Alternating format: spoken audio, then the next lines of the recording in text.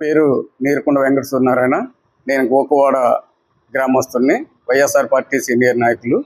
మరి ఈవేళ పంచదార్ల ఎప్పుడో శతాబ్దాల చరిత్ర కలిగినటువంటి పంచదార్ల పుణ్యక్షేత్రం ఉత్తరాంధ్ర ప్రజల యొక్క శివక్షేత్రాల్లో అతి పురాతనమైన దేవాలయం.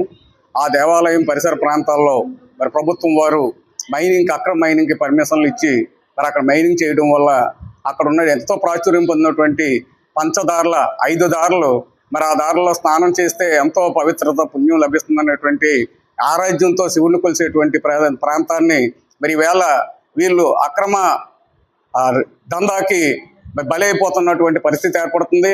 మరి పర్యావరణ పరిరక్షకులుగా వైఎస్ఆర్ పార్టీ కార్యకర్తలుగా మరి దీన్ని మేము తీవ్రంగా ఖండిస్తా ఉన్నాం.